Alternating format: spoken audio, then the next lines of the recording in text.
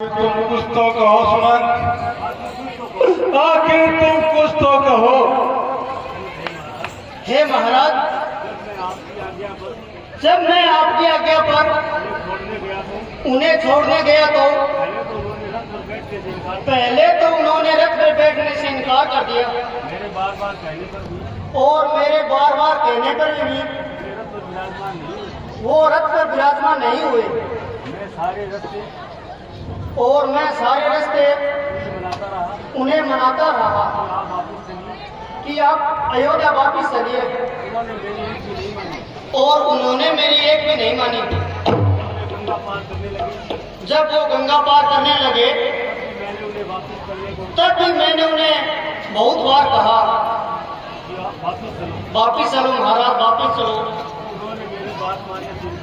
तो उन्होंने मेरी बात मानने से इनकार कर दिया महाराज और मुझसे कहने लगे कि आप हमें धर्म से डिगा रहे हो। अब हम तो 14 वर्ष पूर्ण होने के बाद ही वापस आएंगे अयोध्या। ये मुझे पहले ही पता था सुमन कि अब राम वापिस नहीं आएंगे। फिर सुमन आप जरा सी और मुझको जरा भी, और उन्होंने और भी कुछ कहा है सुमन।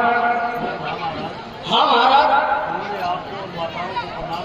उन्होंने आपको और माताओं को प्रणाम कहा है तथा ये पैगाम भेजा है कि माता कैकेयी को कोई कष्ट न हो पाए और भरत को ननिहाल से बुलाकर राज तिलक दे दिया जाए।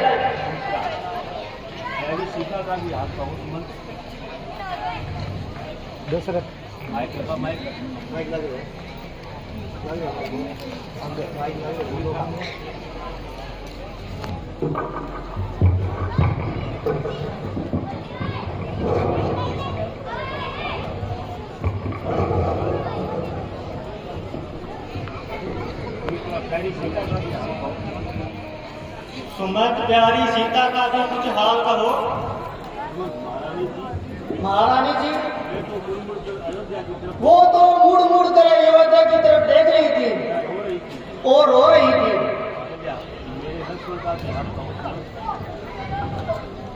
मेरे लक्ष्मण का भी हाल कहो सुमन। महारानी जी, वो तो माता कैकेयी को गालियां देकर कोस रहे थे और उन्हें ही दोषी बता रहे थे और तथा भगवान राम उनको खामोश रहने को कह रहे थे।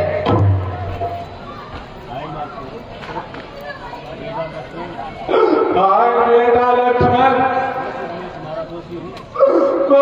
मैं तुम्हारा दोषी हूँ,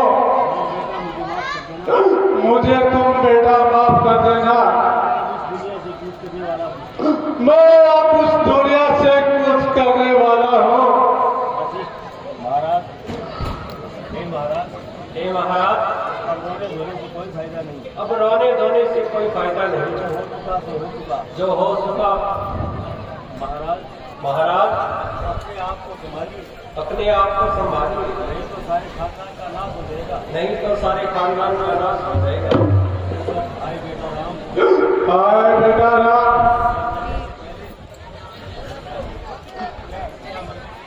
क्या तुम मरने से पहले एक बार भी मुझे दर्शन नहीं देंगे? हे बेटे राम,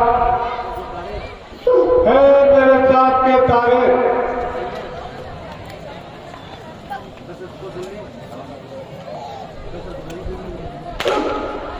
हे कौशल्य,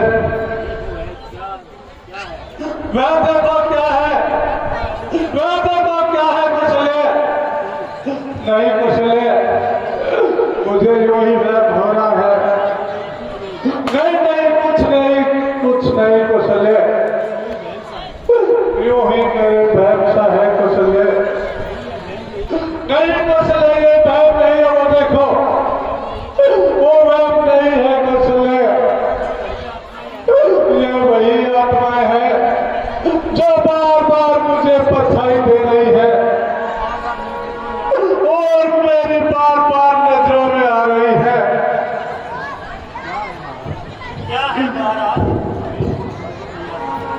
में कुछ नजर नहीं आता।